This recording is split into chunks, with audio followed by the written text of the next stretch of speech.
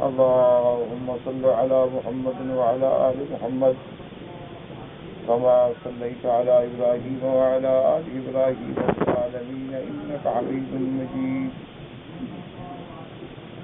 قال الله تبارك وتعالى في كلامه المجيد: أعوذ بالله من الشيطان الرجيم. بسم الله الرحمن الرحيم.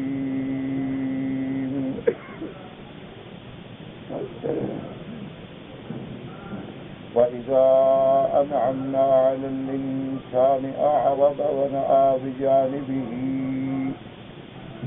وإذا مسه الشر كان يئوسا قل كل يعمل على شاكلته فربكم أعلم بمن هو أهدى سبيلا. قال المؤلف المفسر رحمه الله تعالى: أدام النفع بعلومه وعلومكم في الدارين آمين. إلى أن قال: يخبر تعالى عن نفس الإنسان من حيث هو إلا من أسمه الله تعالى في حالتي السراء والضراء، فإنه إذا أنعم الله عليه بمال وعافية وفتح ورزق ونصر ونال ما يريد أعرض عن طاعة الله وعبادته ونأى بجانبه. قال مجاهد: بعد عنا. قلت: وهذا كقوله تبارك وتعالى: فلما كشفنا عنه ضره مر كأن لم يدعنا إلى ضر مسه. وقوله: فلما نجاكم إلى البر أعرضتم. وبأنه إذا مسه الشر وهو المصائب والحوادث والنوائب. اب مفسر رحمۃ اللہ علیہ آیات مبارک کی تفسیر بیان فرماتے ہیں کہ اللہ خبر دیتے ہیں کہ انسان کے اندر یہ نقص ہے، انسان ناقص ہے، انسان فطرتاً عجول ہے، انسان طبعاً ہاں مگر وہ جن کی اللہ نے حفاظت فرمائی، جن کو اللہ نے عصمت کا مقام عطا فرمایا، ورنہ عام طور پر یہ ہے وہ بہت قلیل لوگ ہیں جو ہر حال میں، حالت راحت میں بھی اور تکلیف میں بھی اللہ پہ ایمان رکھتے ہیں اور اللہ کے شکر گزار رہتے ہیں. اور یہ صحیح ایمان والوں کی صفت ہے کہ اللہ تبارک و تعالی اگر ان پہ نعمتیں فرماتے ہیں وہ اور شکر کرتے ہیں، اور اگر وہ کسی مصیبت میں مبتلا ہو جاتے ہیں صبر کرتے ہیں، اللہ سے گناہوں کی معافی مانگتے ہیں. لیکن عام حالت یہ ہے کہ جب اللہ کسی پر انعام فرماتے ہیں، مال عطا فرماتے ہیں، صحت عطا فرماتے ہیں، اس کے لیے فتوحات کے دروازے کھولتے ہیں، رزق عطا فرماتے ہیں، اس کی مدد فرماتے ہیں، اور وہ ہر وہ چیز جو چاہتا ہے اس کو دے دیتے ہیں، تو اب نتیجہ کیا ہوتا ہے؟ اعرض عن طاعت اللہ وعبادتہ ونأى بجانبہ، کہ اللہ کی فرما برداری سے، اللہ کی اطاعت سے منہ پھیر لیتا ہے اور اللہ سے دور ہو جاتا ہے. یہ ایک نیچر ہے، فطرت بن گئی ہے. ہاں بہت قریب لوگ ہیں ایمان والے جو ہر حال میں اللہ کی رحمت کا دامن نہیں چھوڑتے. اور بالکل بے عینی ہی آپ دیکھ لیں کہ یہی حال ہے کہ آج بھی اگر خدا نہ خواستہ آدمی بیمار ہے، آدمی مقروض ہو گیا ہے، مصیبت آ گئی، ابتلا آ گیا، تو روتا ہے اور لمبی لمبی دعائیں مانگتا ہے، نمازیں پڑھتا ہے، طواف کرتا ہے، ملتزم پہ جاتا ہے، حتیم میں بھاگتا ہے، ہر بزرگ کو جا کے ملتا ہے کہ دعا کریں دعا کریں دعا کریں میرے لیے. اگر اللہ پاک اس پہ اپنی رحمت کا دروازہ کھول دے، صحت ہو گئی، پیسہ آ گیا، اور اس کو یاد ہی نہیں کہ نماز کیا ہے، وقت ہی نہیں ملتا. کبھی بھولے سے وہ مسجد کا رخ ہی نہیں کرتے. آپ اپنے ملکوں میں نظر ڈال لیں، ہر ملک میں نظر ڈال لیں کہ جتنے بڑے آدمی ہیں، دولت مند ہیں، ان کو تو یہ پتہ ہی نہیں کہ نماز کیا ہے، ان کو تو یہ پتہ ہی نہیں کہ نماز کے اوقات کیا ہے. یعنی بڑے سے بڑا جو اپنے آپ کو مذہبی کہتے ہیں نا، ان کا بھی یہ عالم ہے کہ کبھی میلاد کروا لیا، کبھی اپنے گھر میں آیت کریمہ کا ختم کروا لیا، کبھی مدارس کے طلباء کو بلا کے آج قرآن خوانی ہے ہمارے گھر میں، یہ دلیل ہے کہ یہ بڑے مذہبی لوگ ہیں، ورنہ نہ نماز ہے، نہ روزہ ہے، نہ تلاوت ہے، نہ قرآن ہے، نہ کوئی ذرے کے برابر احسان۔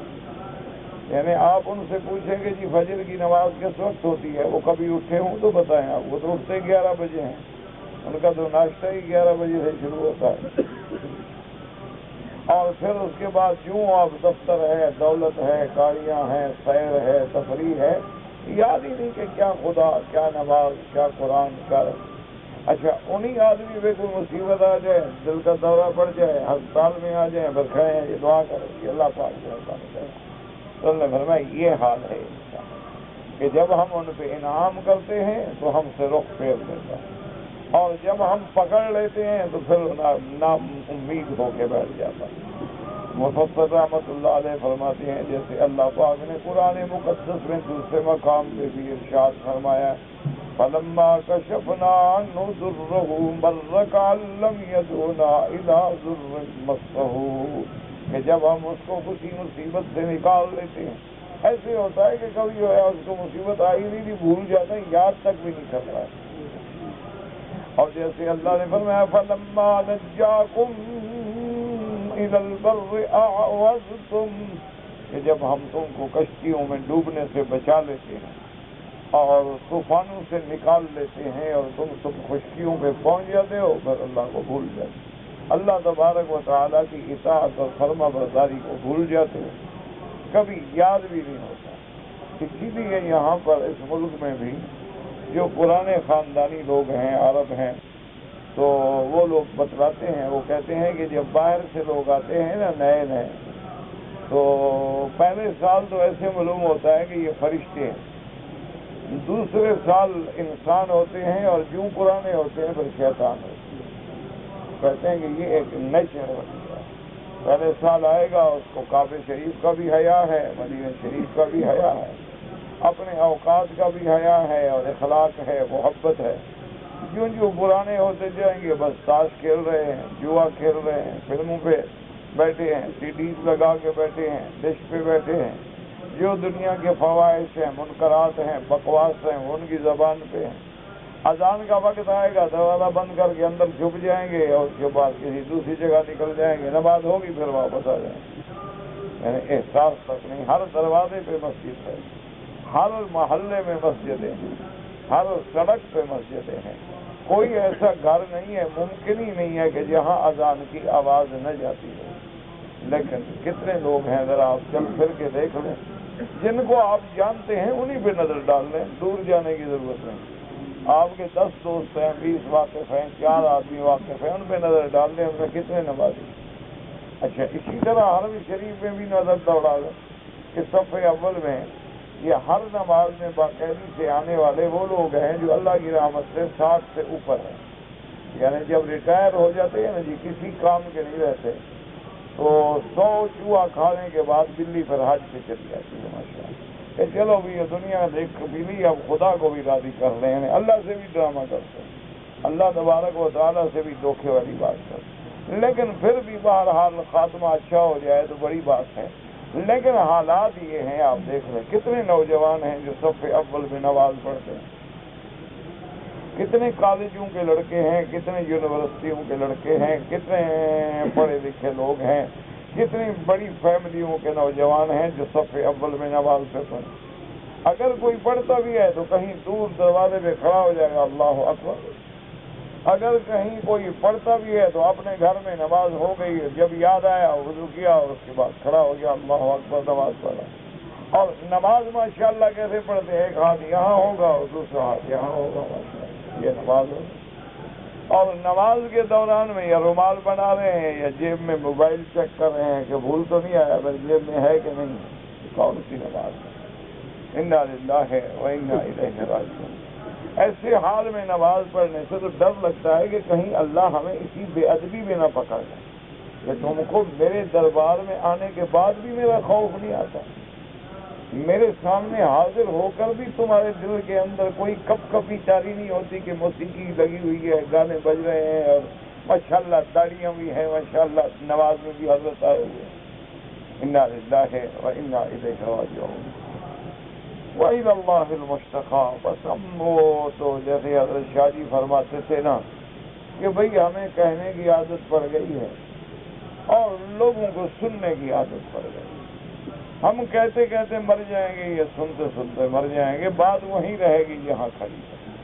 اور جن کے دل میں اللہ نے ہدایت لکھی ہے نا جی، وہ کسی مولوی کی تقریر کے بھی منتظر نہیں ہوتے، بس اللہ راضی ہوا اللہ کے بن گئے، پھر وہ اللہ کے دروازے پہ گر جاتے ہیں، اللہ تبارک و تعالیٰ سے لو لگا لیتے ہیں، اللہ تبارک و تعالیٰ سے ہر حال میں اگلے دن پڑھ رہا تھا کہ حضرت عمر بن عبدالعزیز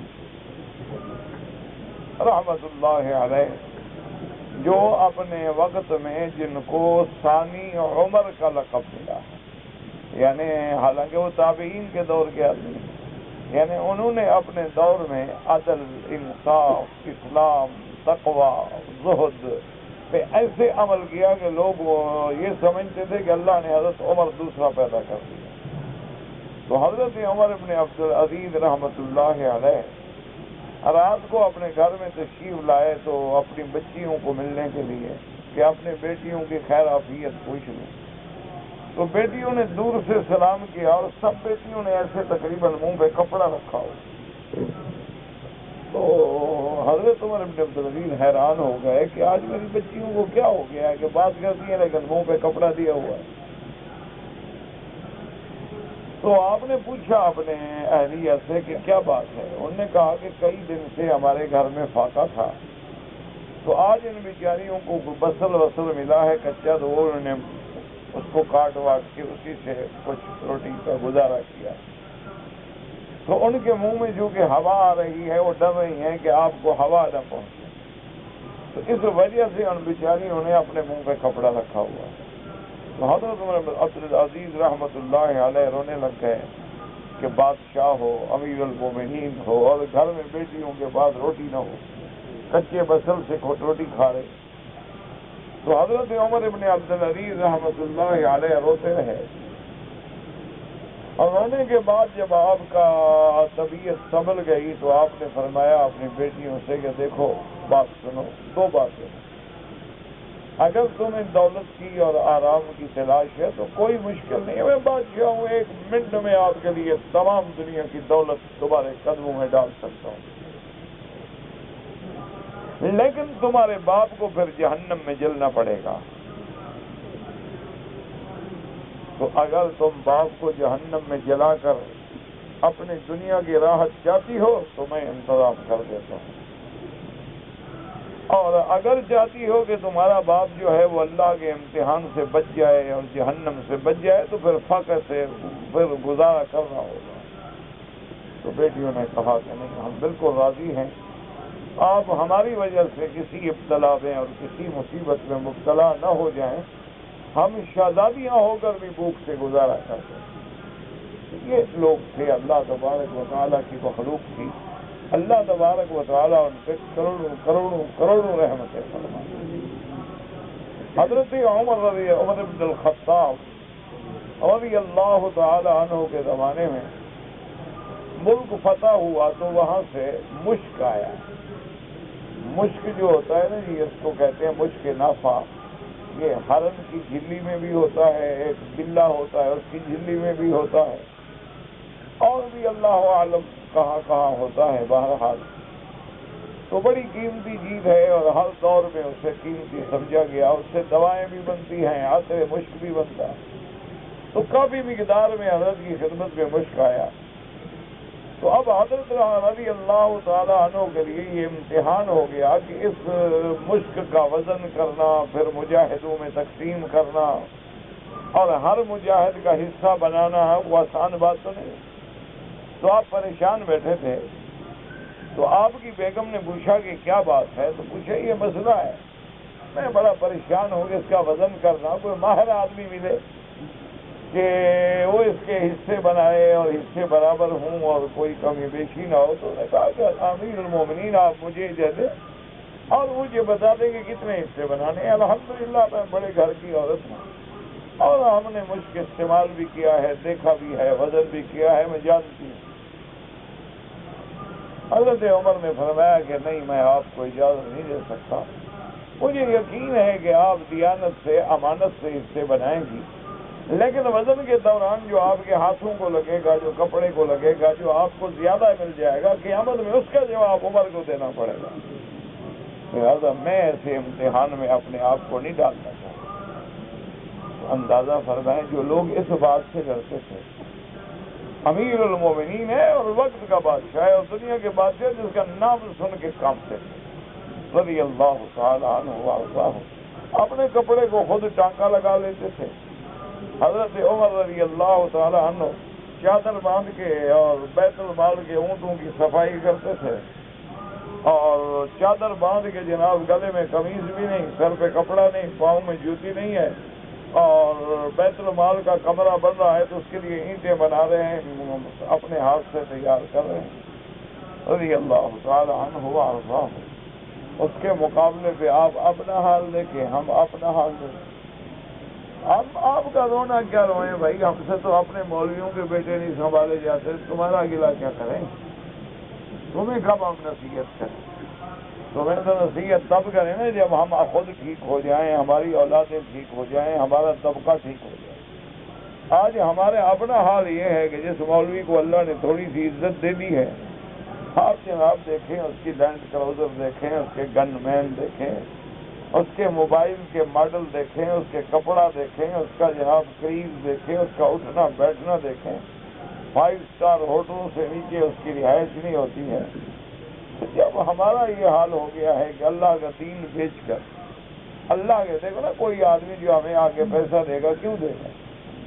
یہی سمجھ گئے نا یہ دین کا کام کر رہے ہیں، اور کیا وجہ ہوتی ہے اس کی؟ کو ہم رشتے دار ہوتے ہیں، کوئی آدمی ہمیں کھانا کھلائے گا، گھر لے جائے گا، دعوت کرے گا، کیوں؟ کوئی اللہ کے دین کا کام کرے۔ تو ہم اللہ کے دین کو گویا بیچ رہے ہیں کہ لوگوں نے ہمیں دین والا سمجھ کے دیا اور ہم نے اس کو دنیا میں اڑا دیا۔ انا للہ و انا الیہ راجعون۔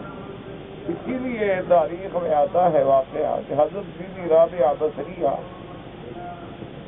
رحمت اللہ علیہ بہت بڑی اللہ کی ولیہ تھی، وہ اپنی تلامذہ کے ساتھ جا رہی تھی، راستے میں گزری تو رستہ بندھا ہوا ہے اور اس کے اوپر ایک آدمی چل رہا ہے اور لوگ خوش ہو کے پیسے پھینک رہے ہیں۔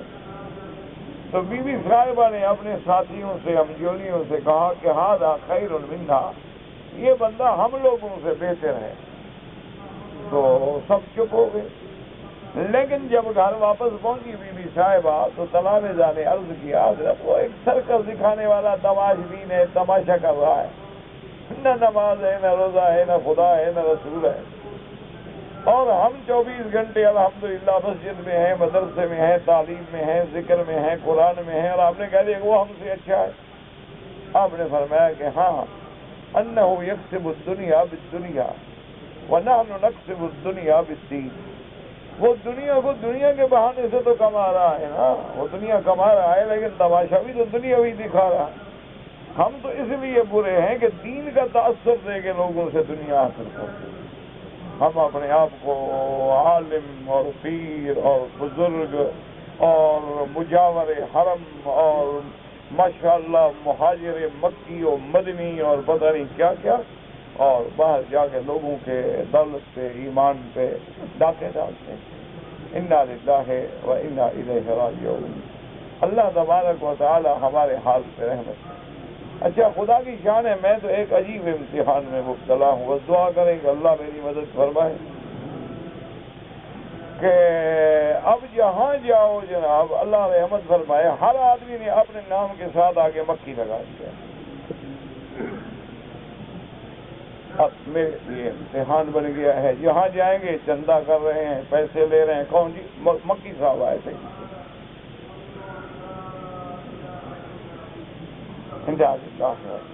ابھی چند دنوں کی بات ہے، وہ بیچارہ اسی حج میں آئے، انہوں نے کہا جی فلاں آدمی آیا تھا، اس نے کہا کہ بھائی اتنے پیسے تم ڈالو اور میں بھی ڈالتا ہوں اور کاروبار کرتے ہیں، یعنی چندہ بھی نہیں، ایک نیا طریقہ ہے لوٹنے کا۔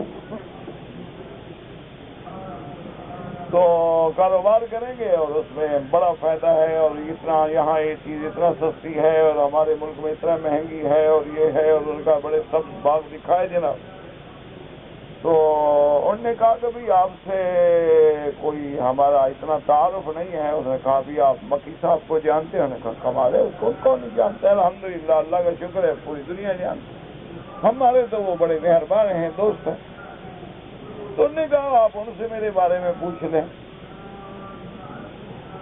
اگر آپ کو وہ تسلی دے دیں تو آپ میرے ساتھ کاروبار کریں، اور تسلی نہ دیں تو نہ کریں۔ ابھی ٹیلی فون ملا، انہوں نے کہا بھائی اب کتنا یقین سے ایک آدمی کہہ رہا ہے، تو انہوں نے کہا بھی ٹھیک ہے، اگر وکیل صاحب آپ کو جانتے ہیں اور آپ کی گھر، انہوں نے کہا ابھی ٹیلی فون ملا کے بات کر لو۔ دیکھو نا اگلے آدمی چالاک کی ہے، اچھا وہ ٹیلی فون خود کرتے ہیں، خود ملا، اچھا حضرت ان سے بات کریں۔ اب میں کیا کہوں گا، یہ شیطان ہے، برا ہے نا۔ اب آپ ٹیلی فون میں حضرت میں آپ کا فلاں شاگرد بول رہا ہوں، یہ میں اس جگہ ٹھہرا ہوا ہوں، یہ آپ کو سلام کرنا چاہتے ہیں، کیا کہوں گا میں بھی کہوں گا اچھا بھائی بڑی مہربانی، دیکھو شاگرد ہو کے مجھے وہاں بھی جا کے یاد کیا اس نے، تو لازمی بات ہے میں بھی کوئی اچھے کلمات ہی کہوں گا نا۔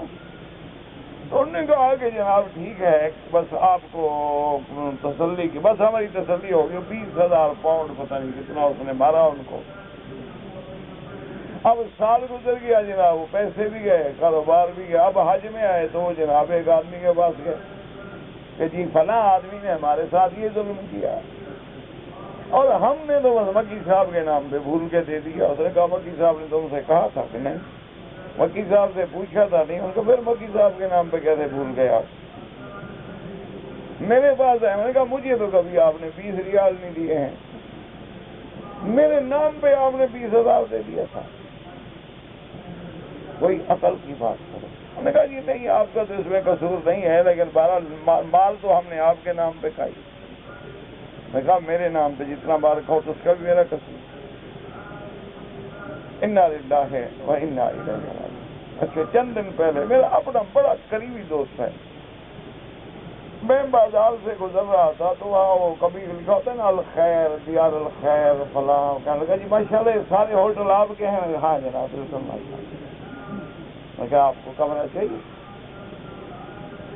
نہیں جی ہمیں بڑی خوشی ہوتی ہے، آپ کے والد صاحب کا نام تھا نا حضرت خیر محمد جی، ہاں میں خیر دیکھتا ہوں سمجھتا ہوں سب آپ کی کہتا ہے۔ انا للہ۔ اب مجھے بتاؤ میں کیا کروں، کیا جواب دوں، کس کو بتاؤں؟ خدا بندہ یہ تیرے سادہ دل بندے کدھر جائیں کہ درویشی بھی یہی آ رہی اور سلطانی بھی یہی آ رہی۔ اب آدمی سخت بنے تو کیا کریں؟ اچھا آپ حیران ہوں گے کہ بہت بڑے لوگ، یعنی بڑے بڑے عہدے کے لوگ، آئی جی برس یعنی رینک کا آدمی، جنرل کے رینک کا آدمی، ایک اخبار کا، بہت بڑی اخبار کا وہ چیف کالم نویس ہیں، تو ان نے اتفاق سے مجھے فون کیا، کہا کہ جی کیا حال ہے؟ میں نے کہا جی میں انشاءاللہ چند دنوں کے بعد آؤں گا، آپ کو لاہور میں ملوں گا انشاءاللہ۔ انہوں نے کہا جی پہلے ایک ہم مار کھا چکے ہیں، آپ مہربانی کر کے جب آئیں تو ذرا ہمیں پہلے بتائیں۔ میں نے کہا جی کیا مار کھا چکے ہیں؟ مہرا اتنے بڑے لوگ، اتنے عہدے والے لوگ بھی مار کھاتے ہیں؟ انہوں نے کہا بات کیا ہے؟ میں نے کہا جی ہمیں ایک دوست نے ٹیلی فون کیا کہ وکیل صاحب آ رہے ہیں، آج شام کا کھانا میرے پاس ہے، تو آپ سب لوگ پہنچیں گے، وکیل صاحب کی خواہش ہے آپ سے ملنے کی۔ انہوں نے کہا جی ہم نے ڈیوٹیاں چھوڑی، وہاں سے بھاگے، رات کو آگے کیسے، اور حضرت بیٹھے ہوئے۔ انہوں نے کہا یار یہ وکیل صاحب ہے؟ انہوں نے کہا جی کہتے تو یہی ہے، یار خدا کا خوف کرو، بس کھانا خود کھا لینا، ہم جا رہے ہیں بس، السلام علیکم۔ انہوں نے کہا جی اسی طرح ہمارے ساتھ حشر کرنا ہو کہ ہم آئیں تو آگے کوئی اور وکیل صاحب بیٹھا ہو۔ انہوں نے کہا شریف آدمی اب تمہیں فون کر رہا ہوں، تو میں جب آؤں گا۔ انہوں نے کہا نہیں جی بس آپ فون کریں گے تو ہم آئیں گے، ورنہ مہربانی کریں ہمیں بخشیں، ہمارے پاس تو لائن لگی ہوئی ہے، جو آتا ہے کہ فون کرتا ہے جی وکیل صاحب بول رہا ہوں، کیا کروں؟ انا للہ و انا الیہ راجعون۔ دعا کرے اللہ انہیں بھی ہدایت دے، اللہ مجھے بھی ہدایت دے، اللہ پاک ہر فتنے سے محفوظ ہو، اللہ تبارک و تعالی ہر ابتلا سے محفوظ ہو۔ اللہ اکبر، انا للہ و انا الیہ راجعون۔ بس کیا کر سکتے ہیں؟ بس سوائے صبر کے اور شکر کے اور اللہ کی طرف لوٹنے کے اور کیا کر کیا آدمی اللہ کی طرف رجوع ہے. اچھا اب سیدھی بات، ایک آدمی مکے میں رہتا ہے، وہ کہہ جی میں مکی صاحب ہوں، تو اب اس کا آپ کیا بگاڑ لیں گے؟ ایسا مکی صاحب نے کو اپنا نام رجسٹر کرایا ہوا ہے، کوئی ٹھیکہ ہے ہو رہا، ہم بھی مکے میں رہتے ہیں، ہم بھی مکی ہیں بس. اچھا جاننے والا مل گیا تو کہا جی ٹھیک ہے، ویسے کیونکہ میں بھی مکے میں رہتا ہوں میرا بھی لقب مکی ہے. نہ ملا تو اس کو الو بنا کے جو کچھ مارنا ہے مار لیا. اب ہر آدمی مکی صاحب کی شکل تھوڑی جانتا ہے. لوگ کیسٹ سنتے ہیں بیچارے، ریکارڈ سنتے ہیں، تقریر سنتے ہیں، مکی صاحب شکل تو 100 میں سے 10 نے دیکھی ہوتی. جو مار کھا گیا پھر امان اللہ رگڑا گیا، اور جس نے وہ بات زیادہ کھول لی تو کہا بھائی میں بھی مکے میں رہتا ہوں یار، اگر مکی میں نے کہہ دیا تو کیا جرم کیا، میں نے کوئی جھوٹ بولا. جو مدینے میں رہتا ہے مدنی ہے، مکے والا مکی ہے، پاکستان والا پاکستانی ہے، ہندوستان والا ہندوستانی ہے، مصر والا مصری ہے، اس میں کون سا جھوٹ ہے؟ انا للہ و انا الیہ راجعون. اللہ پاک بہرحال ان پر بھی مجھ پر بھی سب پہ رحمت کرے اور ہدایت کے ساتھ. اور دعا کرو اللہ اہل علم کو اپنے دروازے کا محتاج کرے، کسی بندے کا محتاج. جب اہل علم محتاج ہو جاتا ہے نا پھر حق نہیں ہے، مجبوریاں، پھر آدمی مجبور ہو جاتا ہے. حق اسی وقت تک چلتا ہے جب اللہ پاک اس کو اپنا محتاج. تو اس لیے اللہ نے فرمایا کہ دیکھو جب ہم مصیبتوں سے چھڑا دیتے ہیں بس پھر بھول جاتے ہیں. فَلَمَّا نَجَّاكُمْ إِلَى الْبَرِّ أَعْرَضْتُمْ. اب مفسر فرماتا ہے کہ مسّ الشر کا کیا معنی ہے؟ المصائب، کہ جب مصیبتیں آتی ہیں، حوادث آتے ہیں. نوائب کا معنی بھی مصیبتیں ہوتی ہیں. کان یئوسا ای کنت یعود یغفر اللہ بعد ذلک خیر، ایسے مایوس ہو کے بیٹھ جاتا ہے کہ اب شاید اس کو پھر کبھی خیر ملے گی ہی نہیں. قوله تبارک و تعالی وَلَئِنْ أَذَقْنَا الْإِنسَانَ مِنَّا رَحْمَةً ثُمَّ وَنَزَعْنَاهَا مِنْهُ إِنَّهُ لَيَئُوسٌ كَفُورٌ. کہ جب ہم بندے کو رحمت دیتے ہیں اور پھر اگر ہم چھین دیتے ہیں تو اپنا شکرہ بھی ہے، اپنا امیدہ بھی ہے. وَلَئِنْ أَذَقْنَاهُ نَعْمَاءَ بَعْدَ ضَرَّاءَ مَسَّتْهُ لَيَقُولَنَّ ذَهَبَ السَّيِّئَاتُ عَنِّي إِنَّهُ لَفَرِحٌ فَخُورٌ. اللہ نے فرمایا کہ جب ہم کسی کو مصیبتوں کے بعد نعمتیں عطا فرماتے ہیں، ارے بابا وہ برا دور تھا، مشکل کا دور تھا، گزر گیا، بس اب جناب خوش بھی ہے اور اب دیکھو فخر بھی کر رہا ہے. إِلَّا الَّذِينَ صَبَرُوا وَعَمِلُوا الصَّالِحَاتِ أُولَئِكَ لَهُمْ مَغْفِرَةٌ وَأَجْرٌ كَبِيرٌ. اللہ نے فرمایا مگر وہ لوگ جو ایمان لائے، جنہوں نے صبر کیا اور اعمال صالحہ فرمائے، ہر حال میں اللہ پہ راضی رہے، ہر حال میں یقین رکھا کہ یہ اللہ کی تقدیر کا فیصلہ ہے، اللہ نے راحت دی ہے تو الحمدللہ، اگر دکھ آ گیا ہے تو اس میں بھی میرے لیے کوئی خیر چھپی ہوئی ہے. اللہ میرے گناہوں کا کفارہ کرنا چاہتے ہیں، اللہ تبارک و تعالی مجھے جنت دینا چاہتے ہیں. فرمایا اولئک لہم مغفرۃ واجر کبیر. ان کے لیے بخشش بھی ہے، ان کے لیے بہت بڑا اجر بھی ہے. وقوله تبارک و تعالی قل كل يعمل على شاكلته فربكم أعلم بمن هو أهدى سبيلا. قال ابن عباس رضی اللہ تعالی شاکلتی منا لا ناہیتی، ہر آدمی اپنے طرف پہ اپنے طریقے پہ. وقال مجاہد راحتی و طبیعتی، جیسے کسی کی طبیعت ہے اسی پہ چلے. وقال قتادہ علی نیتی، ہر آدمی اپنی نیت پہ چلے. وقال ابن زید علی دینہ، اپنے دین پہ اپنے طریقے پہ. وکل هذه الاقوال متقاربۃ فی المعنى وهذه الآیۃ واللہ اعلم تحید تحدید للمشرکین ووعید لہم. اس آیت میں کافروں کے لیے بہت بڑی وعید ہے. اللہ نے فرمایا میرے محبوب ان کو کہہ دو جاؤ تم بھی اپنے طریقے پہ عمل کرو اور ہم بھی اپنے طریقے پہ. ہر آدمی اپنے دین پہ اپنے طریقے پہ چل رہا ہے. فیصلہ میرے رب نے کرنا ہے کہ کون ہدایت. وَقُلْ لِلَّذِينَ لَا يُؤْمِنُونَ اعْمَلُوا عَلَى مَكَانَتِكُمْ. اللہ نے فرمایا میرا محبوب یہ لوگ جو ایمان ان کو چلو رہو اپنے طریقے پہ. جیسے اللہ نے فرمایا قُلْ كُلٌّ يَعْمَلُ عَلَى شَاكِلَتِهِ فَرَبُّكُمْ أَعْلَمُ بِمَنْ هُوَ أَهْدَىٰ سَبِيلًا. اے منا ومنکم وصدیق اللہ لا تخفى علیہ خافیہ.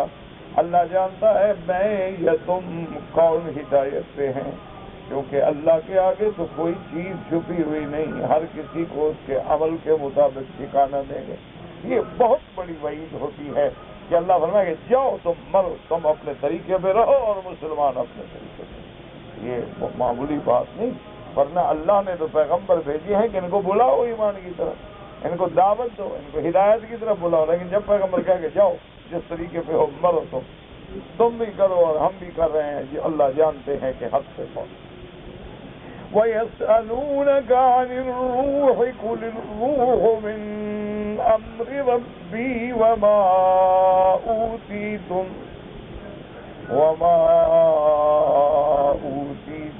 مِّنَ الْعِلْمِ إِلَّا قَلِيلًا. اب مفسر رحمۃ اللہ علیہ فرماتے ہیں قال الامام احمد الراوقی قال حدثنا رسول اللہ صلی اللہ علیہ وسلم في أرض في المدينة واتقوا على عصيب فمر بقوم من اليهود فقال بعضهم لبعض سألوه عن الروح وقال بعضهم لا تسألوه قال سألوه عن الروح. اب مفسر رحمۃ اللہ علیہ فرماتے ہیں کہ شان نزول اس آیت مبارک کا کیا ہے، کیونکہ روح کا لفظ جیسے میں نے خلاصے میں بھی عرض کیا تھا کہ روح کا معنی یہ وہ جان ہے جو ہمارے اندر ہے، ہر جاندار کے اندر ہے.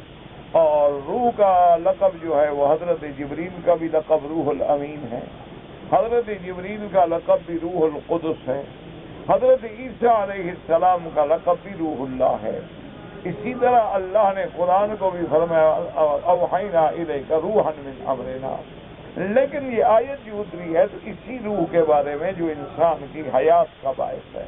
حضرت عبداللہ بن مسعود رضی اللہ تعالیٰ عنہ فرماتے ہیں کہ میں حضور کے ساتھ تھا فی حرس من المدینہ، باہر مزرعہ میں زراعت میں جہاں یعنی کھجوریں ہیں باغ ہیں. وَهُوَ مُتَّكِئٌ عَلَىٰ عَصِيبٍ، حضور لکڑی پہ ٹیک لگا کے چل رہے تھے. فَمَرَّ بِقَوْمٍ مِّنَ الْيَهُودِ، یہودیوں کے ساتھ حضور صلی اللہ علیہ وسلم کا گزر ہوا. فقال بعضهم لبعض، ایک دوسرے سے یہودی کہنے لگے سلوہ عن الروح، حضور پاک سے سوال کرو روح کے بارے میں. بعض کہنے لگے لا تسلوہ، مت پوچھو نہ سوال کرو. بعض نے کہا کہ نہیں سوال کرو. فسألوہ عن الروح، ان یہودیوں نے حضور پاک سے روح کے بارے میں پوچھا. فقالوا یا محمد صلی اللہ علیہ وسلم مَرُّوحُ، کہ حضور روح کیا چیز ہے. فما زال متكئا على الأصيب قال فظننت أنه يوحى إليه. حضور اسی طرح ٹیک لگا کے لکڑی پہ کھڑے تھے. حضرت عبداللہ بن مسعود فرماتے ہیں کہ میں نے گمان کیا کہ اب وحی نازل ہو رہی ہے حضور پاک میں، کیونکہ حضور صلی اللہ علیہ وسلم پہ جب وحی اترتی تھی تو ایک خاص کیفیت ہوتی تھی. آپ کے چہرے مبارک کا تغیر ہوتا تھا، سردیوں کی رات میں پسینہ ہوتا تھا، اور آپ کے اللہ کے کلام کا ایک ادب کا بوجھ ہوتا تھا. تو ایک کیفیت صحابہ سمجھتے. اب جب وحی ختم ہوئی تو آپ نے یہ آیت پڑھی وَيَسْأَلُونَكَ عَنِ الرُّوحِ قُلِ الرُّوحُ مِنْ أَمْرِ رَبِّي وَمَا أُوتِيتُم من العلم الا قلیلا. اللہ پاک نے یہ آیت نازل فرمائی حضور پاک کے کہ بالکل سوال نہ کریں، جو سوال کریں ان کو کہہ دو کہ میرے رب کا امر ہے، کوئی نہیں جانتا قال وقال بعضهم لبعض قد قلنا لكم لا تسألوه وهكذا رواه البخاری ومسلم من حدیث الأعمش به. لیکن یاد رکھو کہ اس حدیث مبارک، حالانکہ اس حدیث کو بھی امام بخاری اور امام مسلم نے روایت کیا ہے، تو حضرت عبداللہ ابن مسعود جلیل القدر صحابی ہیں. حضرت عبداللہ ابن مسعود جو ہیں فقہائے صحابہ میں سے ہیں، تو وہ بھی ارشاد فرماتے ہیں کہ ہم مدینہ میں تھے. حالانکہ یہ سورج جو ہے مکی ہے، یہ سورج جو ہے ہجرت سے پہلے نازل ہوئی. تو حضرت عبداللہ ابن مسعود فرماتے ہیں کہ حضور وہیں تکری پہ ٹیک لگا کے کھڑے تھے کہ وحی نازل ہوئی. اس لیے بعض علماء نے فرمایا کہ یہ آیت بھی 2 دفعہ نازل ہوئی، یعنی مکہ میں بھی نازل ہوئی ہے اور مدینہ منورہ میں بھی نازل ہوئی. ولفظ البخاری عند تفسیره هذه الآية عبد الله بن مسعود رضي الله تعالى عنه قال بين أنا أمشي مع النبي صلى الله عليه وسلم. اور امام بخاری رحمۃ اللہ علیہ نے ان الفاظ مبارک کے ساتھ روایت فرمائی ہے کہ حضرت عبداللہ بن مسعود رضی اللہ تعالیٰ عنہ فرماتی ہیں کہ میں حضور کے ساتھ چل رہا تھا فی حرس، ایک زراعت کے مقام پہ، وہ ہوا متکئ علی سیب، آپ ٹیک لگائے ہوئے تھے. اذ مر الیہود فقال بعضهم لبعض، جب یہودی گزرے تو ایک دوسرے کو کہنے لگے سلوہ عن الروح فقال ما رأیکم الیہ فقال بعضهم لا یستقبلن من شیء تکرہونہ. بعض نے کہا کہ مت پوچھو، ہو سکتا ہے کہ حضور کوئی ایسا جواب دیں جو تمہارے لیے نقصان کا باعث ہو. فقالوا سلوه، کہنے لگے نہیں پوچھو. فسألوه عن الروح فأمسك النبي صلى الله عليه وسلم فلم يرد عليهم شيئا. انہوں نے آ کے پوچھا کہ حضور بتلائیں روح کیا چیز ہے. حضور خاموش ہو گئے، کوئی جواب نہیں دیا، خاموش ہو گئے. فعلمت انه يوحى اليه، فرماتے ہیں میں نے جان لیا کہ آپ پہ وحی اتر رہی ہے. فقمت مقامی، میں بھی وہیں کھڑا ہو گیا. فلما نزل الوحی قال ويسألونك عن الروح قل الروح من امر ربی. پھر آپ نے یہ آیت پڑھی وهذا السياق يقتضي بما يظهر بعض الرأي ان هذه الآية مدنية. اب مفسر رحمۃ اللہ علیہ فرماتی ہیں کہ اس سیاق اور اس روایت کو سامنے رکھا جائے تو معلوم ہوتا ہے کہ یہ آیت جو ہے مدنی ہے، حضور کی ہجرت کے بعد مدینے میں اتری. وَأَنَّهَا نَزَلَتْ يَسْأَلُ الْيَهُودُ عَنْ ذَلِكَ بِالْمَدِينَةِ، کہ یہ آیت اس وقت اتری جب یہودیوں نے مدینہ منورہ میں حضور پاک سے سوال کیا. مَا أَنَّ السُّورَةَ كُلَّهَا مَكِّيَّةٌ، لیکن مفسر فرماتے ہیں کہ آپ پڑھ چکے ہیں کہ یہ پوری کی پوری سورت جو ہے مکیہ ہے. نزلت علی رسول اللہ صلی اللہ علیہ وسلم قبل الہجرت، یہ ہجرت سے پہلے اتری ہے، مکی ہے. وقد يجاب هذا بأنه قد تكون نازلة عليه بالمدينة مرة ثانية كما نزل عليه بمكة قبل ذلك. اور بعض علماء نے یہ جواب دیا کہ یہ آیت مکے میں بھی اتری ہے اور مدینے میں بھی اتری ہے. او نزل عليه الوحي بأنه يجيبهم أما سألوه بالآية المتقدم إنزالها عليه. یا یہ ہے کہ آیت تو پہلے اتر چکی تھی لیکن پھر اللہ تبارک و تعالیٰ نے القاء کیا کہ اس آیت کے مطابق جواب دیں ان کو. وَهِيَ هَذِهِ الْآيَةُ، اور وہ آیت یہ ہے وَيَسْأَلُونَكَ عَنِ الرُّوحِ قُلِ الرُّوحُ مِنْ أَمْرِ رَبِّي وَمَا أُوتِيتُم من العلم إلا قليلا. ومما يدل على نزول هذا المثل ما قال الإمام أحمد حدثنا قتيبة قال يحيى بن زكريا عن داود بن كيسان قالت قريش اليهود. اب مفسر رحمۃ اللہ علیہ فرماتے ہیں ایک دوسری روایت سے یہ بات بھی ثابت ہے کہ یہ آیت مبارک جو ہے مکہ مبارک میں اتری کیونکہ قریش والوں نے یہودیوں سے کہا تھا کہ ہمیں کچھ بتاؤ تاکہ ہم اللہ کے نبی کا امتحان کریں. کیونکہ قریش کے پاس تو کتاب تھی نہیں، لیکن یہودی جو تھے وہ اہل کتاب تھے. تو قریش والوں نے پوچھا کہ تم ہمیں کچھ بتاؤ. وقالوا سلوا عن الروح، تو یہودیوں نے کہا کہ حضور پاک صلی اللہ علیہ وسلم سے روح کے بارے میں سوال کرو. فسألوه، ان کے کہنے سے جب قریش نے حضور سے سوال کیا روح کے بارے میں تو یہ قرآن کی آیت نازل ہوئی یسألونک عن الروح قل الروح من امر ربی وما اوتیتم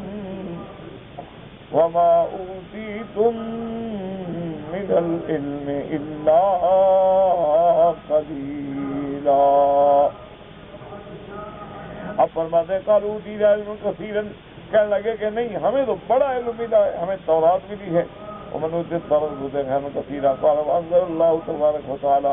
یہودی کہنے لگے کہ یا رسول اللہ آپ فرماتے ہیں کہ ہمیں تھوڑا علم دیا گیا، تھوڑا کہ ہمارے پاس تو تورات ہے، اللہ کی کتاب ہے، اور جس کے پاس تورات ہے اس کو تو بہت بڑا علم ملا ہے. تو اللہ پاک نے قرآن نازل کیا قل لو كان البحر مدادا لكلمات ربي لنفد البحر قبل أن تنفد كلمات ربي ولو جئنا بمثله مددا. اللہ نے فرمایا ان جاہلوں سے کہہ دو میرا بدری کہ اگر اللہ دریاؤں کو سیاہی بنا دے اور اس سیاہی سے اللہ کے کلمات کو لکھا جائے تو دریا ختم ہو جائیں گے، لیکن اللہ کے کلمات ختم نہیں ہوں گے. تو کیا تمہیں علم ملا ہے؟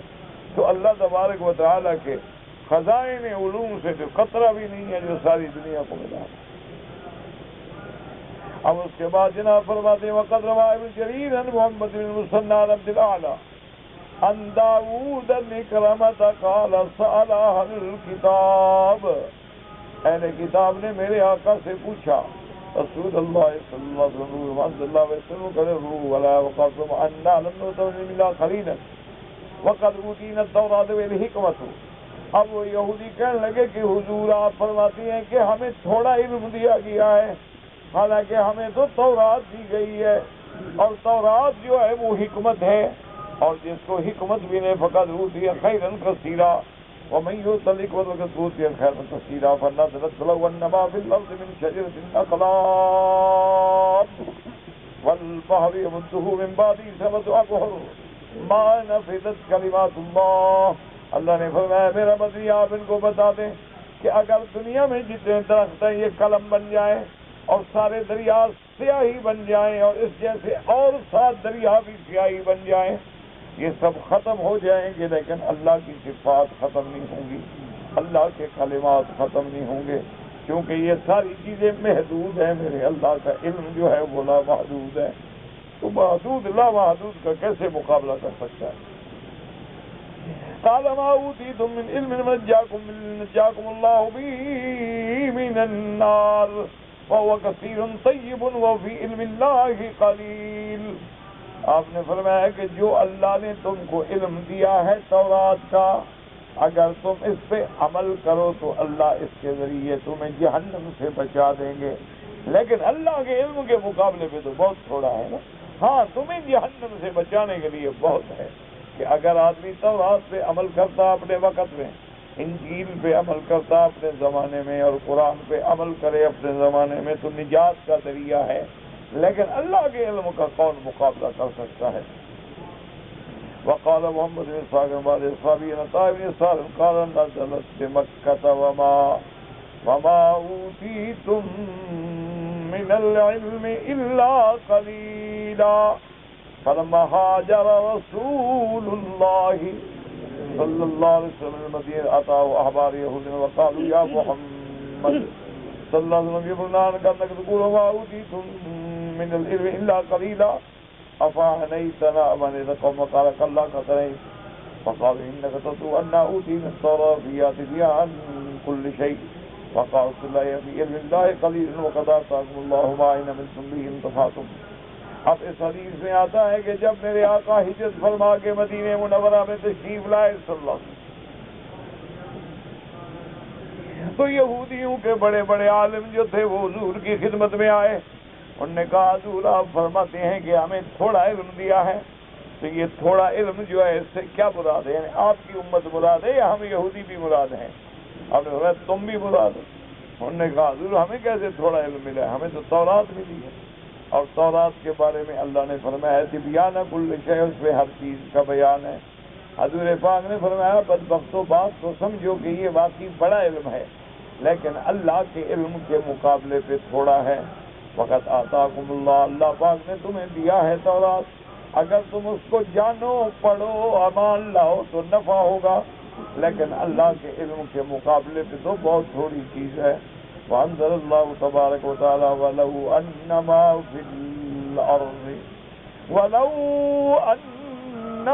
فِي الْأَرْضِ مِن شَجَرَةٍ أَقْلَامٌ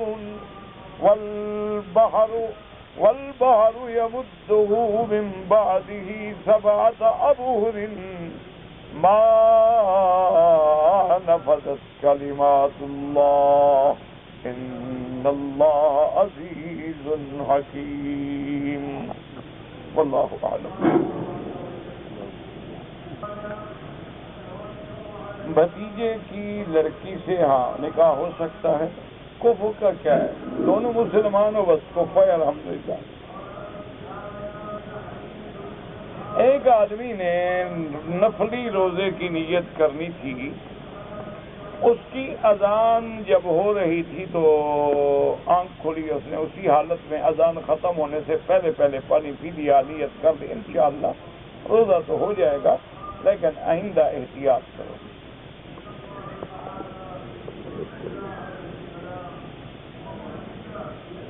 اگر حرم میں ہوں یا آپ اپنے ملک میں ہوں، یاد رکھو زمزم ہو یا کوئی پانی ہو یا کھانا ہو، سنت یہ ہے کہ بیٹھ کے کھاؤ، بیٹھ کے پیو، چاہے حرم ہے، گھر ہے، کوئی مقام ہے۔ کھڑے ہو کے کھانا جو ہے وہ خلاف سنت ہے، کھڑے ہو کے پانی پینا جو ہے وہ خلاف سنت ہے، چاہے وہ زمزم ہو۔ لیکن زمزم کو کھڑے ہو کے اگر کوئی پیے تو جائز ہے کہ ایک دفعہ حضور پاک نے کنویں پہ کھڑے کھڑے پی لیا، تو اس لیے اس کا کھڑے ہو کر پینا جائز ہے۔ یہ مانا نہیں کہ جب زمزم آئے تو کھڑے ہو جاؤ۔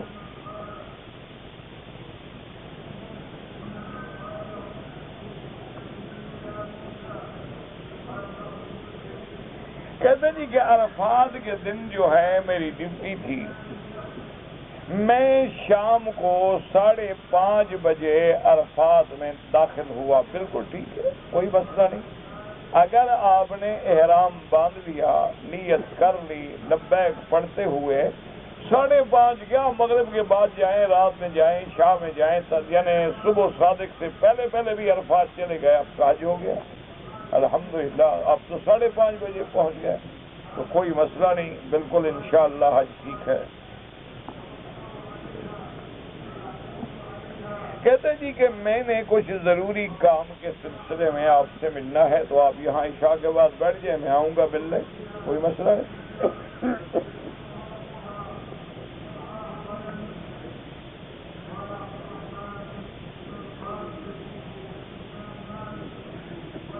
کہتے جی کہ ہمارے یہاں ایک آدمی ہے، وہ عالم دین ہے، لیکن اس کی داڑھی، لباس وغیرہ سنت کے مطابق نہیں ہے، نماز بھی پابندی نہیں کرتا۔ پہلی بات یاد رکھو کہ عالم کا معنی یہ نہیں ہوتا کہ جو پڑھا لکھا زیادہ ہو،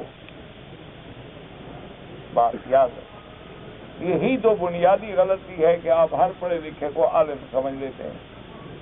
انما یخشی اللہ من عبادہ العلماء، سب سے زیادہ اللہ سے ڈرنے والا جو ہے وہ عالم ہوتا ہے۔ جب اللہ سے ڈرنے والا ہو تو ہو ہی نہیں سکتا، وہ داڑھی نہ رکھتا ہو، سنت کے مطابق زندگی نہ ہو، تو پھر وہ اللہ سے کیا ڈرتا ہے؟ جب ڈرتا نہیں ہے تو عالم نہیں، اس کو کہہ سکتے ہیں پڑھا لکھا آدمی۔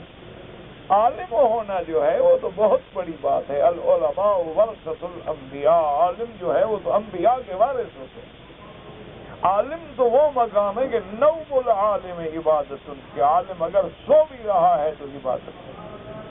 عالم کا تو اتنا بڑا مقام ہے کہ فضل العالم علی العابد کفضلی علی ادناکم، حضور نے فرمایا کہ عالم جو ہے ایک عابد بندہ ہے، ولی اللہ ہے، عابد ہے، چلا کرنے والا، اس سے وہ اتنا افضل ہے جیسے میں ایک صحابی سے افضل۔ عالم کا معنی یہ نہیں ہوتا کہ یہ عالم ہے اور بڑا عالم ہے، کیسا عالم ہے؟ نماز بھی پڑھتا عالم ہے، عالم ہے جی، بڑا عالم ہے، داڑھی منڈاتا ہے، عالم ہے، کیسا عالم ہے وہ؟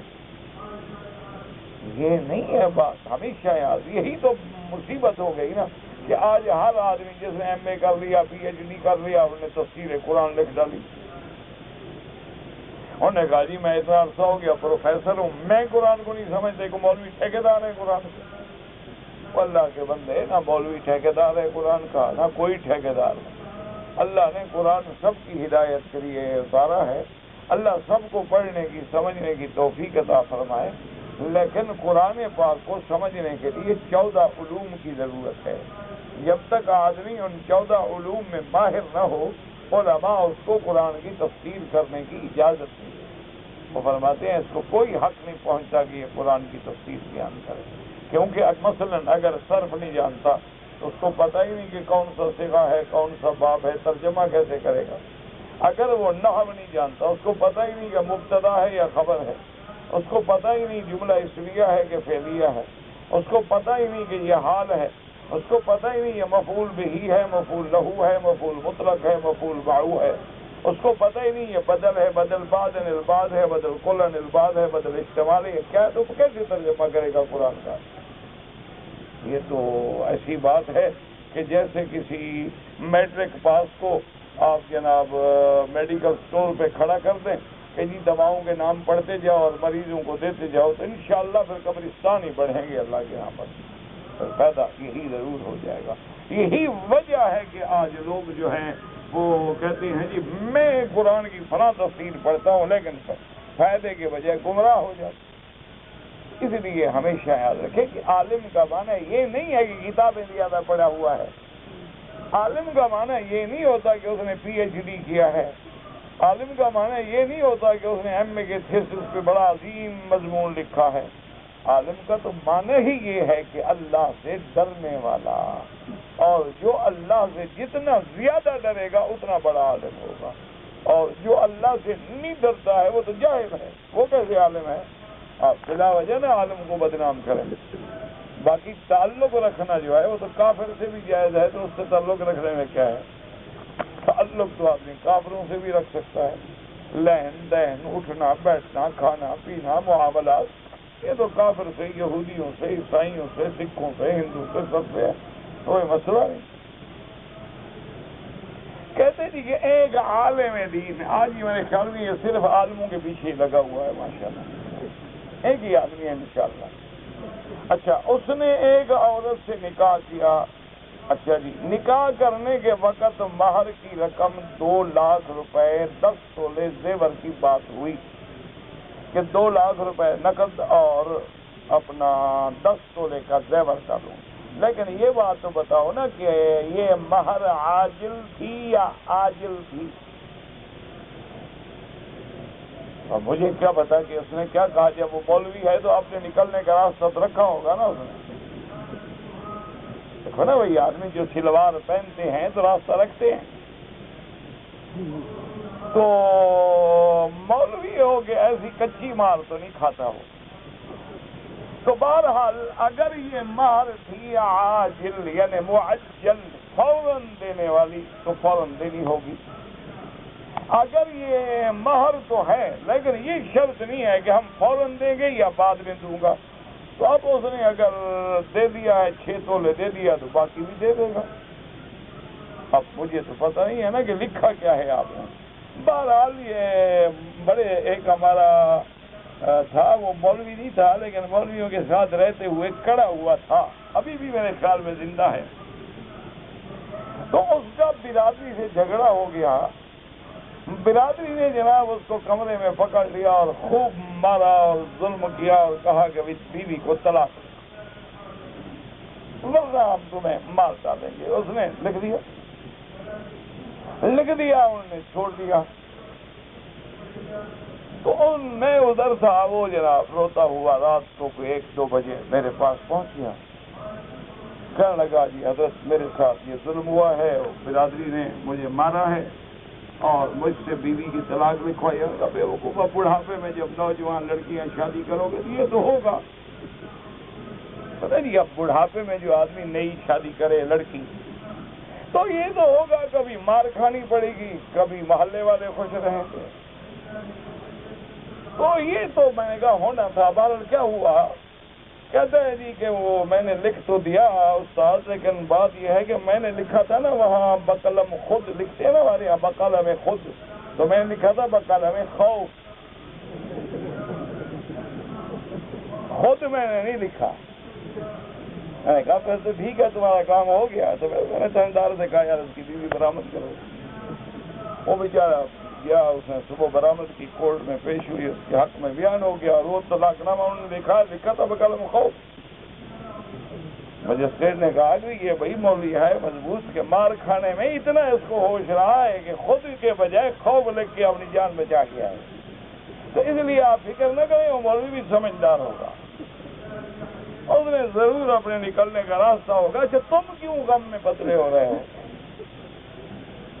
یہ مولوی نے نکاح کیا، یا تو لڑکی والے آ کے مجھ سے کہیں مولوی کا نام بتائیں، میں اس کو پکڑ کے وصول کرا دیتا ہوں، تمہیں کیوں دبلے ہو رہے ہو؟ اصل میں یہ کر رہا ہوگا نا شادی، مولوی نے 2 لاکھ سنا کے 10 تولے سنا کے مار لیا نا اپنا کام۔ اب یہ بیچارہ مولوی مکی سے مسئلے پوچھ رہا ہے، بس حضرت انا للہ پڑھ کے گھر بیٹھ جاؤ، جو ہونا تھا ہو گیا، تم کوئی دوسرا دروازہ دیکھو۔ قوم لوط جو ہے وہ کس ملک میں تھا؟ کوئی رشتہ کر رہا ہے تم نے؟ اردن کا علاقہ تھا جناب، وہ تو قوم مر گئی، ان کی تو نسل ہی باقی نہیں رہی، تم کیا کرو گے؟ انا للہ و مولوی مفت ہو تو پھر یہ ہوتا ہے۔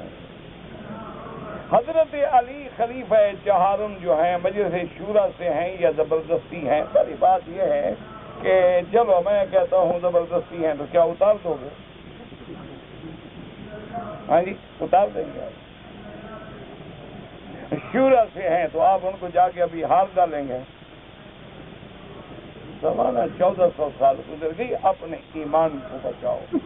یہ سب خلیفہ راشد ہیں، حضرت ابو بکر، حضرت عمر، عثمان، علی، حسن، حسین، سب برحق لوگ ہیں۔ اللہ تبارک و تعالیٰ ان پہ اپنی رضا کے دروازے اور مزید کھول دے۔ ان بحثوں میں نہ پڑھو تو بہتر ہے۔ اسلام نے کوئی پابندی نہیں لگائی، حضور پاک نے کسی کا نام نہیں لکھا کہ بھی فلاں کو خلیفہ بناؤ، صحابہ نے چن لیا، حضرت ابو بکر بن گئے۔ حضرت ابو بکر نے نامزد کر دیا، وہ بھی امت نے قبول کیا۔ حضرت عمر نے 6 نام دے دیے، وہ بھی امت نے قبول کیے۔ حضرت علی کی بیعت ہوئی، وہ بھی امت نے قبول کی۔ اس میں کوئی جھگڑے والا مسئلہ نہیں ہے، بلا وجہ نہ اپنے ایمانوں کو خطرے میں ڈالو۔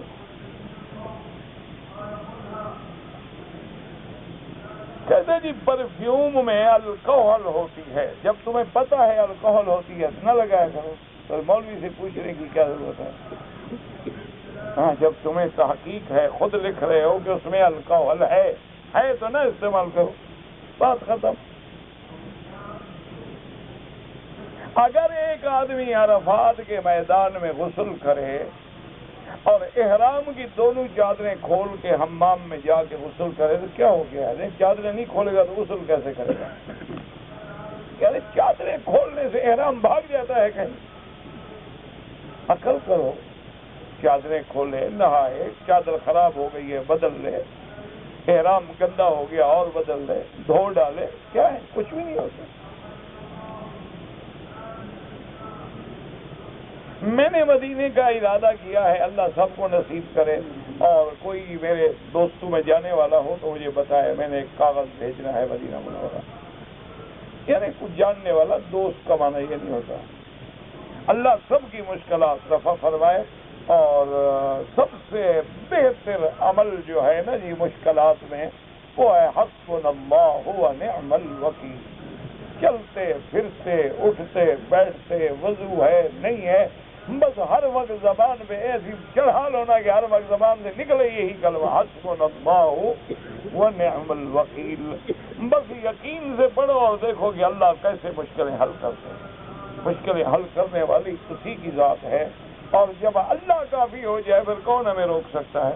حسبنا اللہ و نعم الوکیل۔ اگر پورا پڑھ سکو نعم المولا و نعم النصیر، ورنہ اتنا ہی کافی ہے حسبنا اللہ و نعم الوکیل۔ ایک آدمی کہتا ہے بیوی سے کہ تم نے فلاں کام کیا تو مجھ پر طلاق ہوگی۔ کس پہ؟ مرد پہ تو طلاق نہیں ہوتی، کہ تجھ پر طلاق ہوگی۔ طلاق تو عورت پہ ہوگی نا، مرد پہ کیا طلاق ہے؟ بہرحال اگر اس نے کہا ہے وہ کام کرے گی تو طلاق ہو جائے گی، پھر رجوع کر لے اور کیا ہے۔ ایک آدمی سوال لکھنے والا، ایک آدمی فارغ بیٹھا ہوا ہے، بس لکھ رہا ہے۔ ایک آدمی رمضان کا روزہ پاکستان میں رکھ کے آیا، جب سعودی عرب آیا تو 28 روزے پورے ہو گئے تو عید ہو گئی، روزہ پورا کرنا ہوگا۔ اب جس ملک میں کیوں 28 کا تو مہینہ ہو نہیں سکتا نا عربی میں، یا 29 کا ہوگا یا 30 کا ہوگا، اس لیے آپ کو روزہ رکھنا پڑے گا۔ نانا ناتا پتہ نہیں کیا ہے، نبی اور رسول میں رسول صاحب شریعت ہوتا ہے اور ہر رسول نبی ہوتا ہے، ہر نبی رسول نہیں ہوتا۔ اب دیکھیں موسیٰ علیہ السلام رسول ہیں کیونکہ کتاب ملی، تورات ملی، شریعت ملی۔ ان کے بھائی ہارون علیہ السلام نبی ہیں لیکن شریعت موسیٰ پہ تابع ہیں، اس لیے وہ نبی ہیں اور وہ رسول ہیں۔ واللہ اعلم۔ اللہم صلی علی محمد وعلی آل محمد کما صلیت علی ابراہیم وعلی آل ابراہیم فی العالمین انک حمید مجید۔ حسبنا اللہ ونعم الوکیل، نعم المولا ونعم النصیر۔ حسبنا اللہ ونعم الوکیل، نعم المولا ونعم النصیر۔ حسبنا اللہ ونعم الوکیل، نعم المولا ونعم النصیر۔ انصرنا فإنك خير الناصرين، وافتح لنا فإنك خير الفاتحين، واغفر لنا فإنك خير الغافرين، وارحمنا فإنك خير الراحمين، وارزقنا فإنك خير الرازقين، واهدنا ونجنا من القوم الظالمين۔ اللهم انصر الإسلام والمسلمين، اللهم انصر الإسلام والمسلمين، اللهم انصر المجاهدين الذين يجاهدون في سبيلك لإعلاء كلمتك، اللهم اهلك أعداءك أعداء الدين، اللهم اهلك أعداءك أعداء الدين، اللهم انزل عليهم بأسك الذي لا يرد عن القوم المجرمين، اللهم احفظ سائر بلاد المسلمين وهذا البلد الأمين، واجعلها آمنا مطمئنا سخاء رخاء إلى يوم الدين۔ یا اللہ بیماروں کو شفا عطا فرما، یا اللہ ہم سب کی ظاہری باطنی روحانی جسمانی بیماریاں دور فرما، یا اللہ ہمارے گھروں پہ اپنی رحمت نازل فرما فرما فرما فرما فرما فرما فرما فرما فرما فرما فرما فرما فرما